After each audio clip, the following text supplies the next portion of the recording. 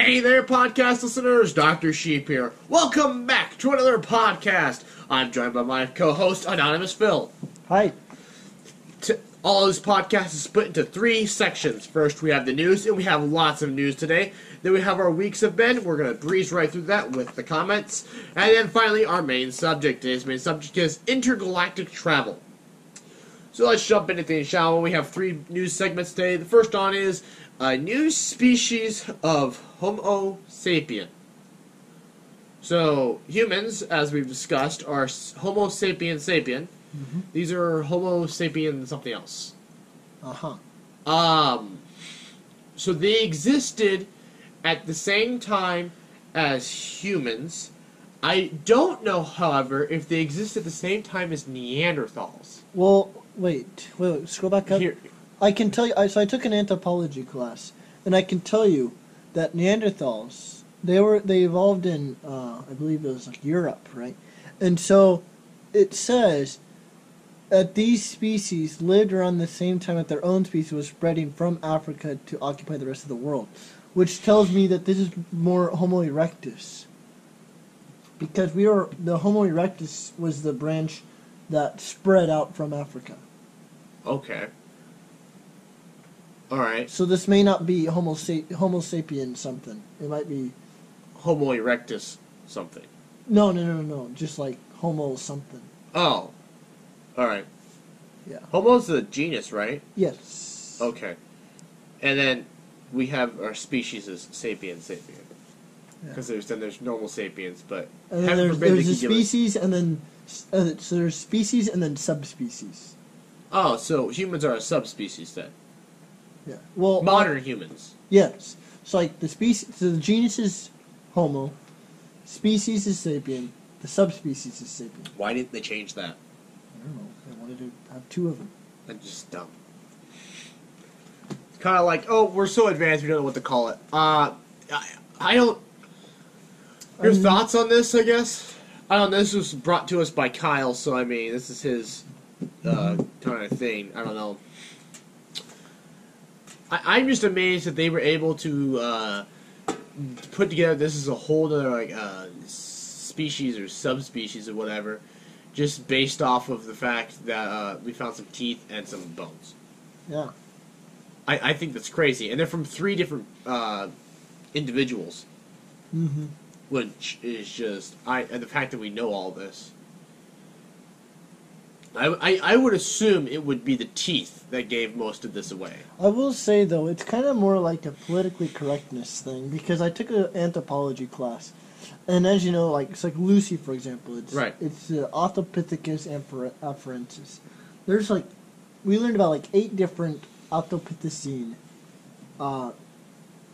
species, and what's kind of interesting is that just a slight change of the collarbone or a slight different placement of the neck bone as it entered into the cerebral cavity, they give it a new species name. It's like, what the hell? Because, see, here's the thing. A species should be defined as the ability of whether or not you can reproduce with another species of your same species. And so it's like, how could they possibly know that from the collarbone? So my anthropology teacher was telling me it's more like a politically correctness thing because would you rather be known as a guy who found some 87th known record of some species that we already know about, or new species? Obviously, you want to be known as a guy who found some new species, not some species we've already found a whole bunch of, because that's how you get because that way you can publish it in a journal and get recognized as some. Oh, this is more of a measuring contest. Well, yeah, it's all about being politically it's more or less like, can you get your name out there? Yeah. You know? This is a scientist. These are anthropologists. They don't really care about being, correct or anything. They just care about, getting their name out there and getting the honor, the glory, and the fame. And so, really, you kind of have to look at this in the other perspective that, okay, is this really some new species? Because, theoretically, since this is found in the Philippines, this probably is. Because, see, here's the thing. Supposedly, if we have Neanderthal DNA in us, that means if we mated with Neanderthals, they should not be classified as a new species. But yet we do call them a new species because people want to have their names out there and be Donkeys are a different species than a horse. Yeah, but that's a different thing. Because then you get the mule, and the mule can't reproduce. It's fertile. Right. Oh, look Well, I at mean, Kyle it's over there sterile. laughing. Yep. Anyways, let's move on from this, shall we, to Yeah. our next news product. Falcon Heavy. SpaceX launched a second one. This is part of their Block 5. Funny enough, it's 10% has 10% more thrust than the last one. 10% more. Yeah, and this is their first commercial flight of the Falcon Heavy. The interesting thing about this is the satellite that launched into orbit didn't need the Falcon Heavy. They could have used the normal Falcon 9. Oh. Except the thing is, though, back when the first Falcon 9 came out, it wouldn't have been able to put the satellite into orbit where they need it to be. But since then, with the Block 5 iteration of it, it would be able to because it has more thrust. But when they made this, hey, let's do this. They decided to use a Falcon Heavy because they thought the normal Falcon 9 at the time wouldn't be able to do it, but now can because SpaceX continues to change the design. They can't anymore if they want to put humans into space with the Falcon 9. But yeah, it's a shame though that they won't use the Falcon Heavy for human travel. Like that'd be easy to use it to get to the moon and stuff. Yeah. It'd be definitely enough thrust. I don't know if it'd be enough thrust to get to the moon. I know you could orbit the moon. I don't think you'd actually get to the moon though. What do you mean? Like land and then come back. With the Falcon Heavy? Yeah. Because like it's not. You don't think it could escape the moon's gravity? Is that what you're saying? I don't think it could put the big enough payload that payload could come back. Because the normal Falcon 9 can send objects to the moon, Yeah. but they don't have people on them, obviously. Yeah. But anyways, I thought it was another big news. Mm-hmm. But the biggest of the news this week, and the one you've all been waiting for, the black hole. We finally have real visual proof that they exist. Which it's just so humbling that these things have theoretical. Up until like last week, they were theoretical.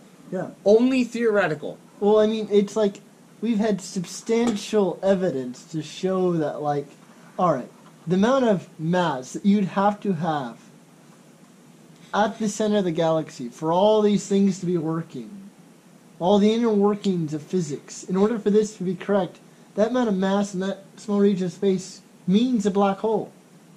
Yeah. There should be a black hole. So, and now we have proof that it is a black hole. So I heard that this black hole they did was M87? Yeah. Oh, yeah. Correct me if I'm wrong. So it wasn't actually from our galaxy, but the reason why they picked it because it's active. The one center of our galaxy doesn't have a big enough accretion disk. Uh-huh. And also, it's had to deal with the fact that this thing's the size of the solar system. Yeah. It's massive. The one center of our galaxy is nowhere near that size. The size of the solar system is its diameter. Yeah. Now, I wonder, are they using the two... They're probably not using the 2 light-year definition. Are they using the distance from the sun to Pluto? I don't remember. Because technically... It still could be the 2 light year. Because technically you could define a solar system as much as, when objects no longer appear to be influenced We can Google that. by the sun's gravity, which is roughly 2 light years away. All objects out there don't really orbit in any sort of fashion, signifying that they are affected by the sun in a significant way. So that's why I'm curious if it's 2 light years or if it's... That'd be a huge event horizon. Because the event horizon is what they're saying is 2 light years.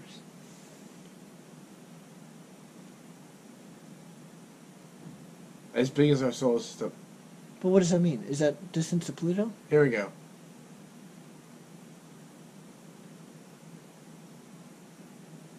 2.98 million Earths. Oh, wait, what is that? So the AUs? Earth is... So we need to convert that to AUs. Oh. I was just going to convert miles to... What?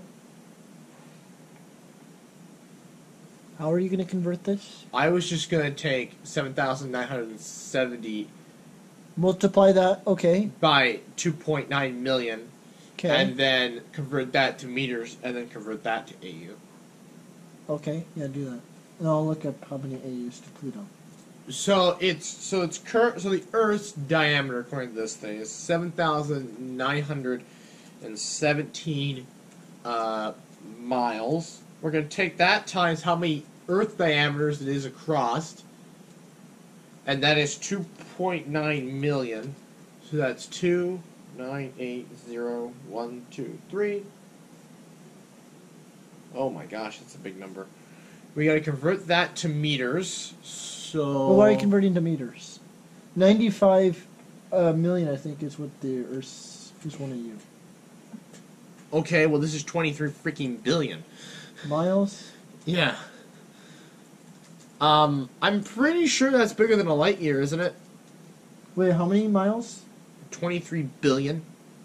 No. A light year is 5.8 trillion.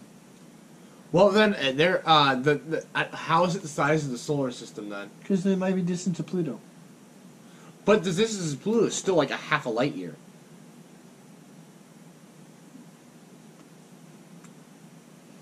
Wait, give me your distance in miles. 23.59 billion. 23.59. So that's 23.59 e to the 9. That's 253 AUs. Right. That's only like the distance to like... That's way past Pluto. Pluto, I looked up Pluto. Pluto is 40. It's technically 39.5. So they just when they throw the idea that it's the size of the solar system out there, they're just throwing that out there. It's not actually like... How far? No, wait. AUs to light year. So we got...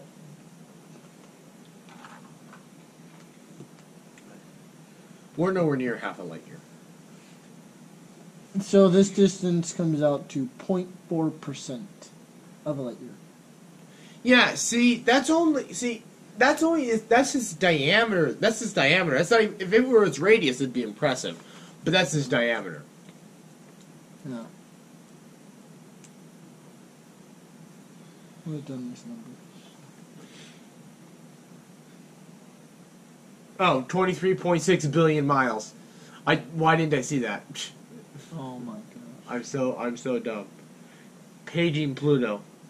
It's about 2.27 billion miles wide. Oh, so that's how they're defining that. About 55 million light years away. Let's scroll up. Oh, I guess I should have scrolled to get the rest of the information. But no, can we? So this got me thinking about relativity. Yeah. Does this confirm relativity then?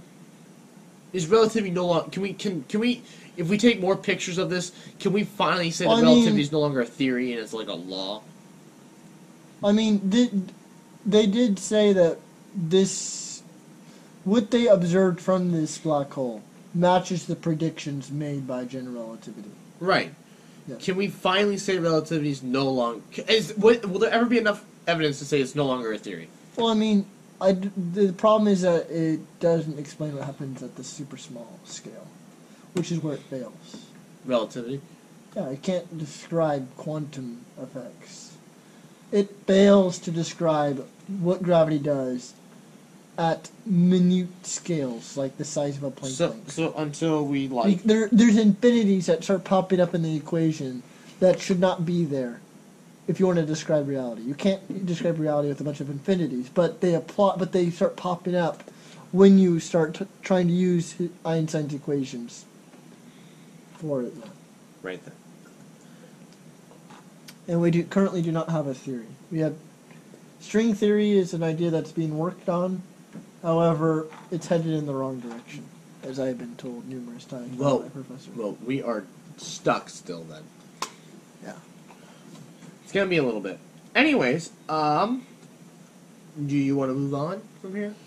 I suppose. Okay, well that's all for the news segment now. How was your week before we go on to the comment?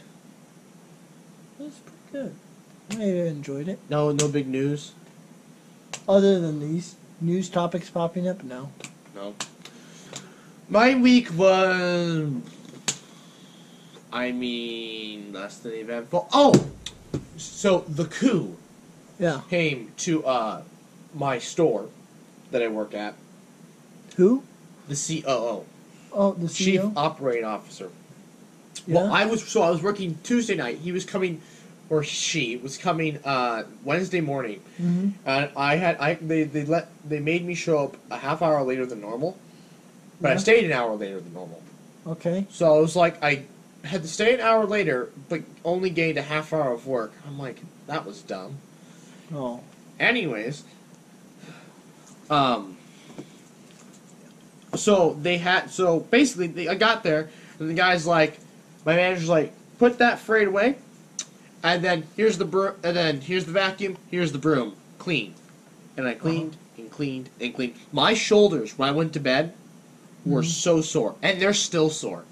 And it was awful. I don't ever see a broom ever again. Why is there a random Word document open? Anyways, to this week's comment, of course, the water bottle. Guys, come on, leave more comments.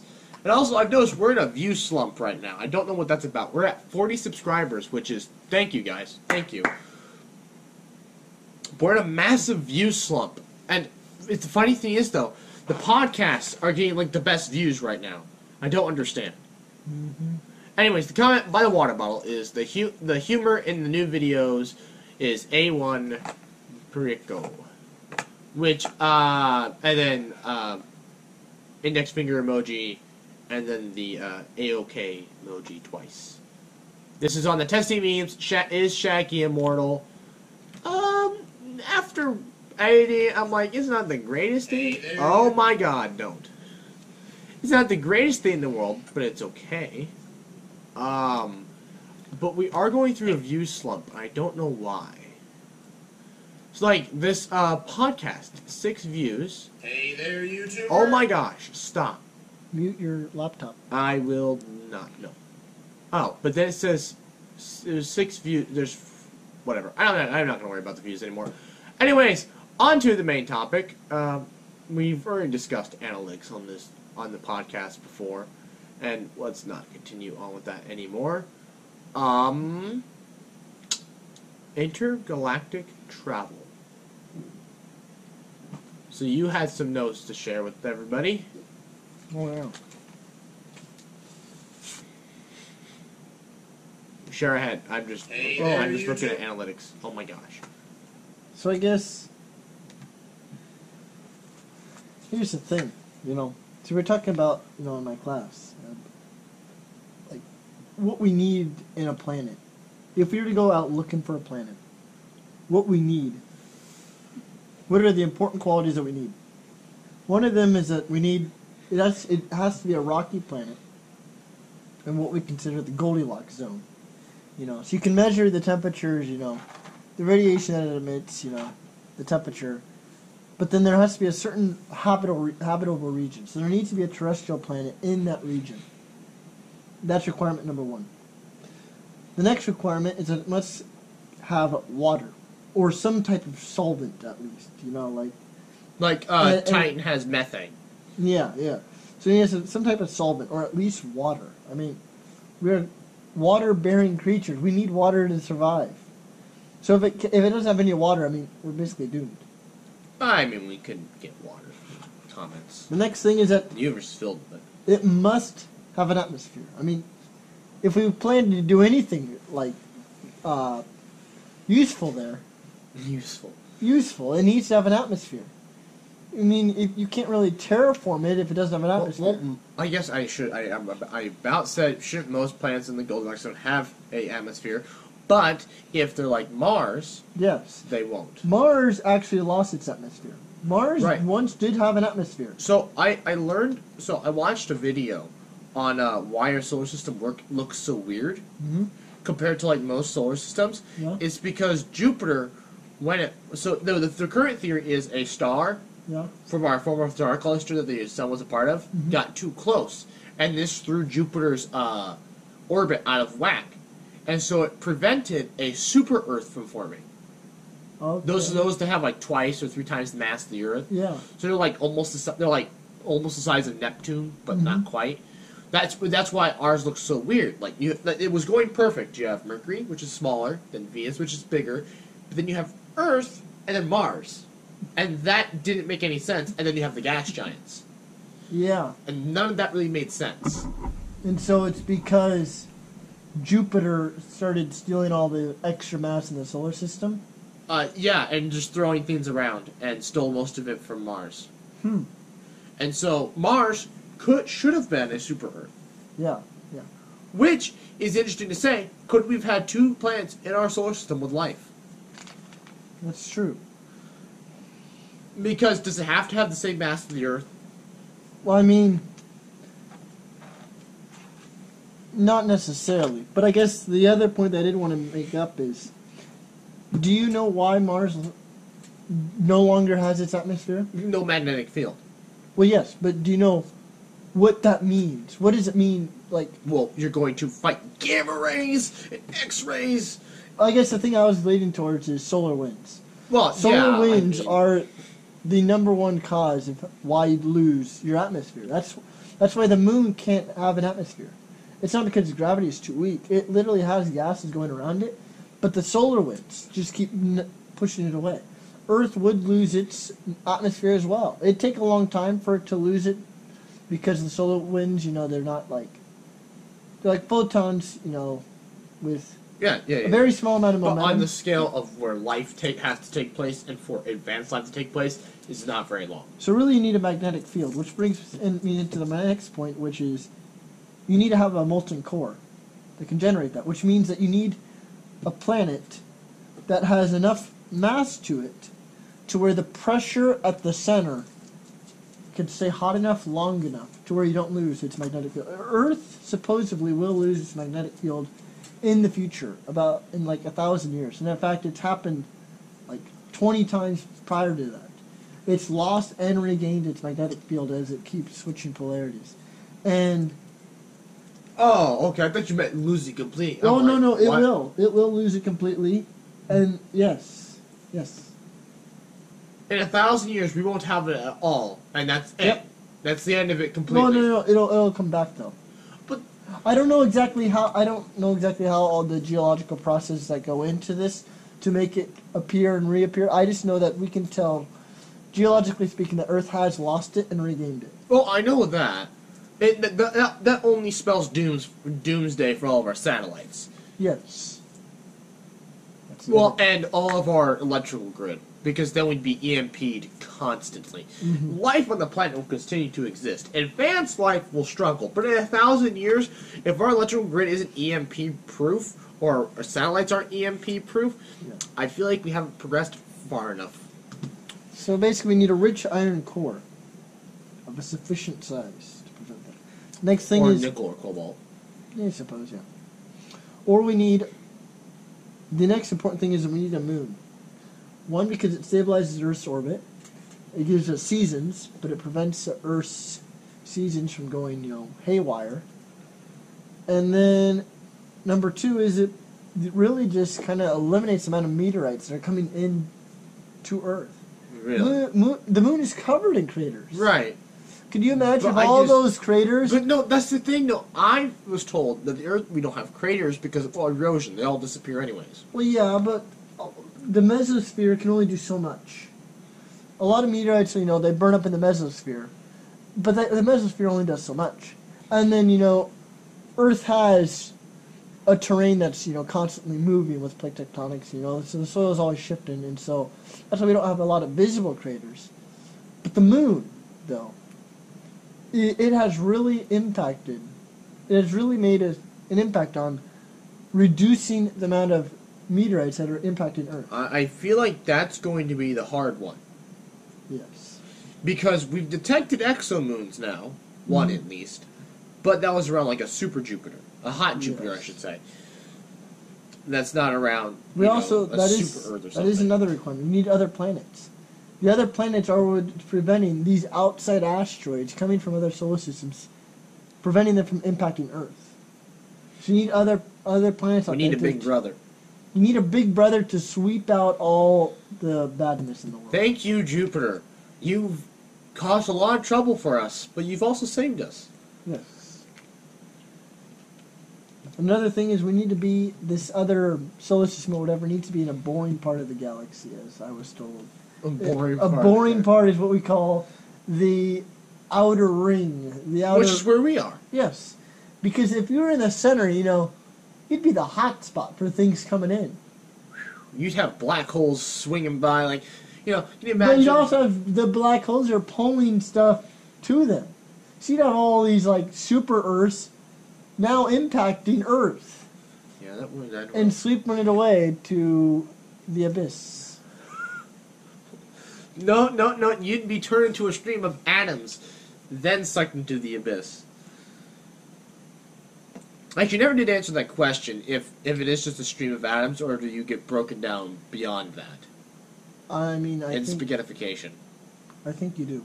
Really? So you do get Well, broken I mean, down to if fundamental it is singular, if it is like a singularity, that means it converges to a point. Oh, so you would get broken down to your quantum loops. Yeah. Or whatever. Fruit Loops. Yeah, whatever's down there. And the quantum Fruit Loops, that's what I like to call strings. Yep. The quantum Fruit Loops. Which actually, aren't the strings also, aren't they also tied to the strong force? Yeah. Well, I mean, if it's all, the theory of everything should have all the forces tied to it. Called all the All Fruit of them. Loops. Not just the Fruit Loops that make up the quarks, but also the strings that connect the strong force.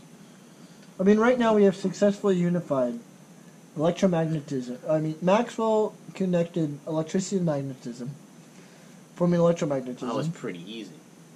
Then electricity and magnetism was combined with the weak force.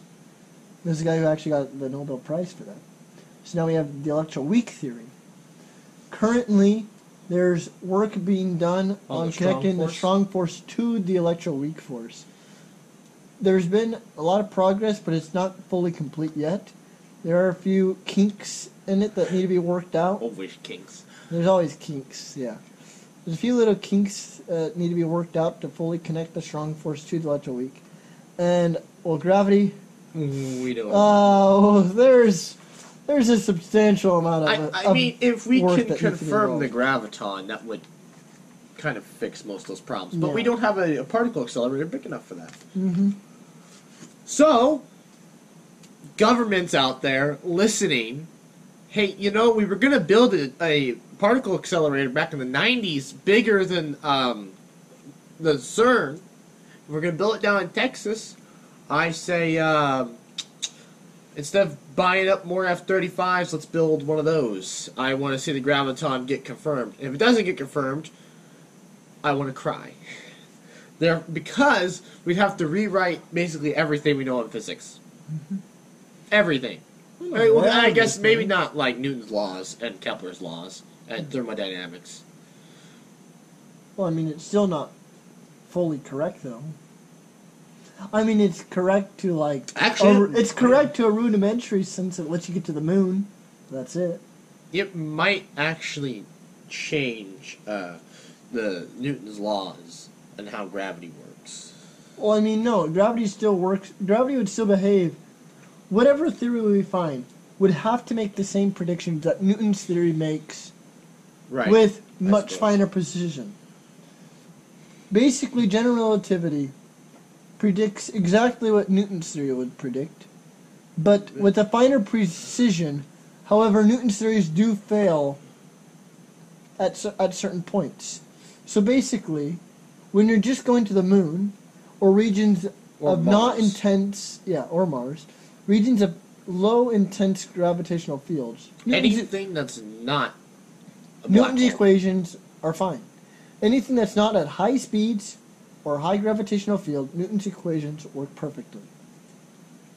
When you start in introducing these high speeds, close to the speed of light type motions, Newton's theories fail. Because at the time, they didn't really understand what it meant to have like a finite speed limit. Right. They thought it was infinite. Which would be nice. Yeah. I was no, it wouldn't be nice. Because it would be nice in some aspects, because then we could build an engine, theoretically, that could get us to past the speed of light, and then we could get to cross the galaxy in no time. Well, no, the speed of light would have no meaning. Right. Because if you could have infinite energy or whatever, then that means that the speed of light, would have no effect on that. Right. And so really, surpassing the speed of light would mean nothing. it'd still be a technological feat. That would be amazing. And I think the only way to get there is antimatter then. That would be the purest form of energy possible. Well, that, and then maybe dark matter and dark energy might provide. But we don't know anything about that. Of course. There's another hole in the theory. I don't think that a hole or no hole another. Another hole. Oh. Because see, here's the thing. Even when we find our theory of everything, it can describe, all of it.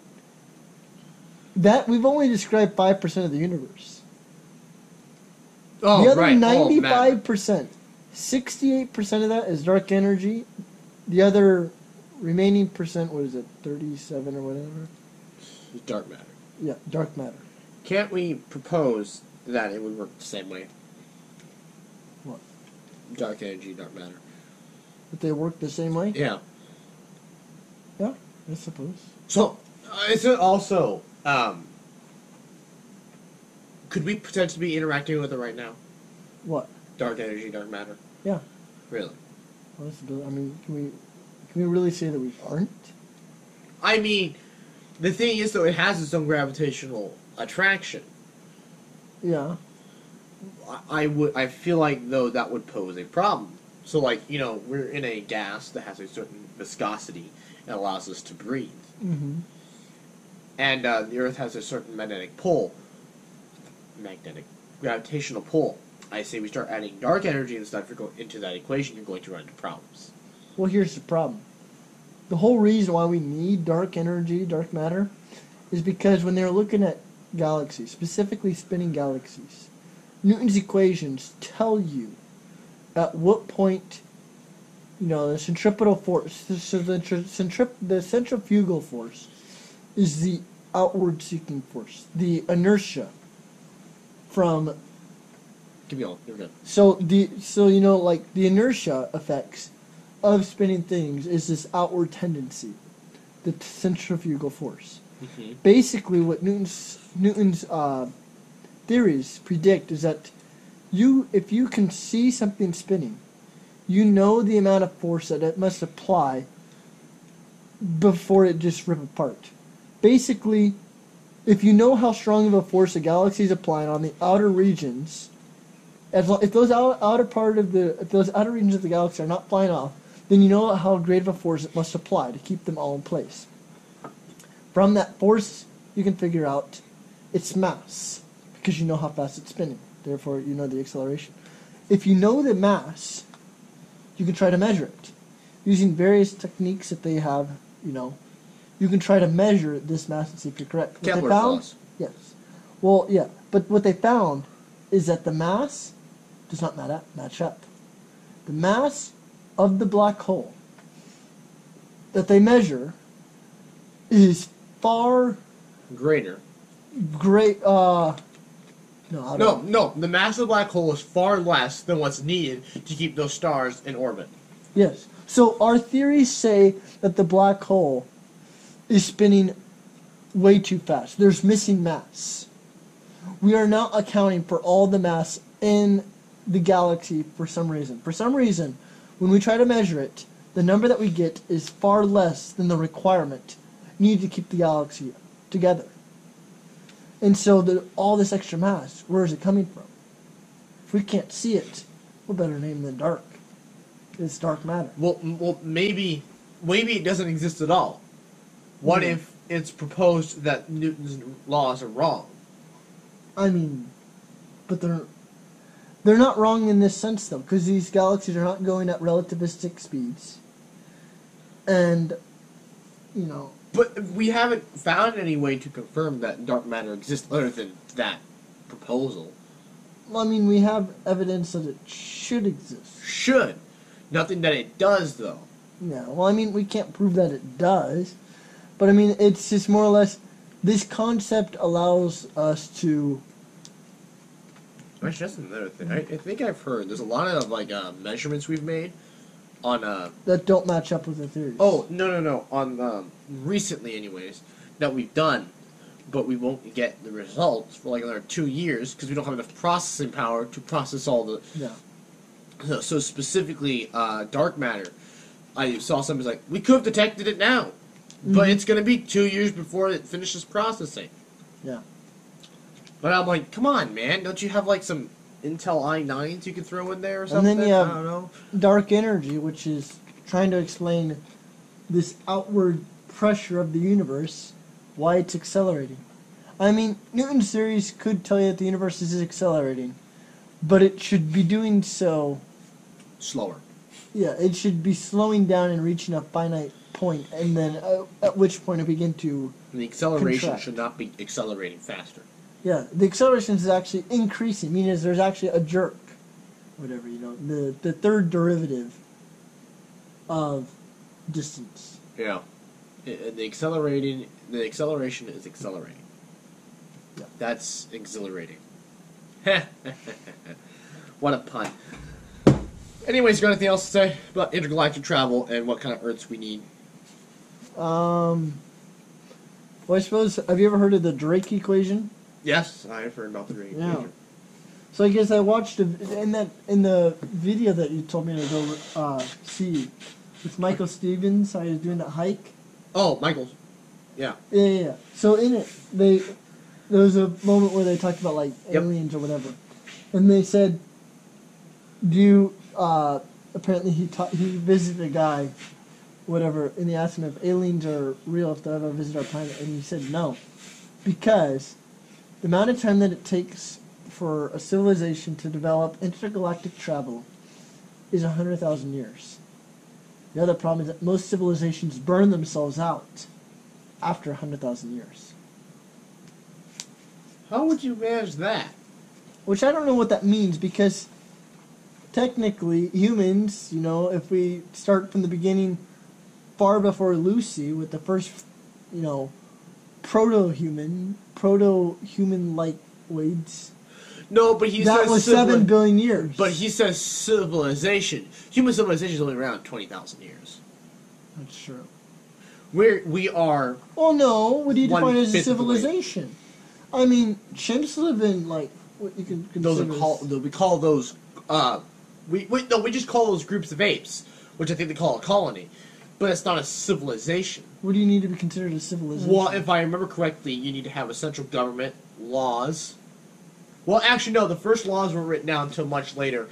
I think it's more of a gathering of humans to a gathering of apes. That each have a specific job. Give each ape a job. All right, you go up the tree, fetch some berries. You go fetch some sticks. You go pick some termites out of that log. But see, I don't remember if they count natives having a civilization. It's specifically the ones on the plains, because they set up teepees which weren't permanent. So it's not a civilization? I don't know what defines a civilization. I think it's something where they build semi-permanent or permanent structures. Google just says a stage of human social or cultural development in an organization that is considered most advanced. So, I would assume that would imply permanent structures. Maybe. Again, though, we don't have intergalactic travel. Yeah. So, Well, what about, 100,000 remember the years. one thing, we're like a type .7 civilizations, like there's a... Oh, we're a class 3? Yeah, no, it's like there's 3 classes, right? So Oh, class we're one, class class 1 is when you master all the energy of your planet. Class 2 is when you master all the energy of your sun. Class 3 is when you begin to spread out and conquer the galaxy. Conquer the galaxy. What if you conquer the galaxy before you conquer your own star? I mean, the galaxy is made up of stars, so why would you skip over your own star and go to all the others? Because you've destroyed your planet. Why would the sun still... But why would you need all the energy from the sun, though? Huh. You build a Dyson Sphere so you can travel, do intergalactic Dyson travel. Swarm. Dyson Swarm? They can't make a Dyson Sphere. Oh, sure they can. No. It would collapse into a black hole. Oh, would it? Yeah. You have to build a swarm, Oh, okay. if I remember correctly. Yeah, you would have to, because we can't... Because I remember, because science, to build a telescope to be able to see Star Wars happening in another galaxy, you need something so massive it would collapse. I saw that video. It would collapse under it its was own weight. Vsauce 3, though. Oh, right. It would collapse under its own weight. Mm-hmm. You would need something not that massive, but close to, just to encompass a star. Carbon nanotubes. Yeah, no, I don't think Carbon nanotubes. I don't think it would work.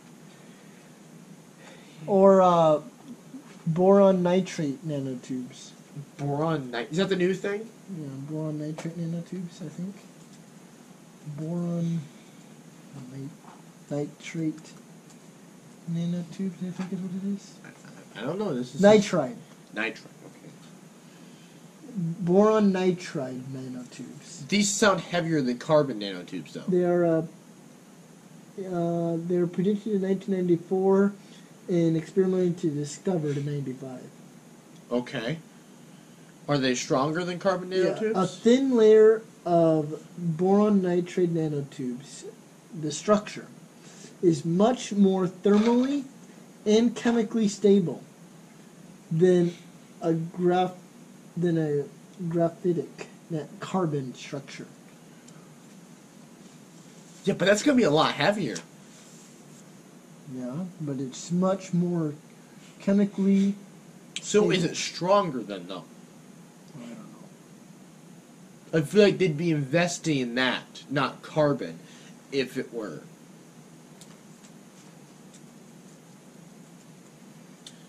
And also, we need to pause it here, because we have the video to record. Or do you want to keep going? Carbine. Carbine? Carbine is about... Carbine is a new form of carbon that is stronger than graphene. I think... Stronger and stiffer than any normal material. And in fact, it's 2 times stronger than graphene and carbon nanotubes. But it's not boron nitride, though. Yeah, they didn't Or mention nitrate. They didn't mention that. Carbine. I think... why aren't we investing in these, then? That's my question. They probably just discovered, like, yesterday. That one was discovered in 1995. Alright, so we haven't been doing a whole lot of work in this. That's 20 years. That's almost 30. That's almost 25 So the years. nanoscience is a little weak, okay? We're working on it. I think the problem is, though, it's not very light. When was nanoscience invented? I mean, it hasn't not been around for very long. Probably the 70s. Science. Discovered. Discovered? The first AFM was 86. Okay, I was off by a decade, but... The first to be able to manipulate atoms using a scanning tunneling microscope was in 89. Okay, the 80s then. So yeah. anyway. So basically, mid to late 80s is when nanotechnology started to become a thing. Feasible. Feasible, yes. Still, though, we make things out of carbon nanotubes now. Yeah? Is it carbon fiber? Carbon nanotubes? Or am I wrong? Huh? Is it carbon fiber made of carbon nanotubes? Am I wrong? Carbon fiber. Yeah. Don't know. Anyway, it doesn't matter. We are out of time. We need to film that episode. Yes, we're at like 45 minutes. Anyways. Oh. How many people do you think are actually listening right now? If people were listening. I know for a fact the water bottle listens all the way through. Does he really? Yes. All right, we should say something. Fact all right. that Will goes all the way through. If you are listening right now, he should comment something to prove that he managed. Water buffalo. Water buffalo. Yes. Water bottle. Comment water buffalo. Comment water buffalo. If you've made it this far. If you have made it this far, yes. All right. But in the meantime, I would like to thank you all for watching. Please like, comment, share, and subscribe. New podcast every other Friday, 4:30 p.m. Central Time. And good night.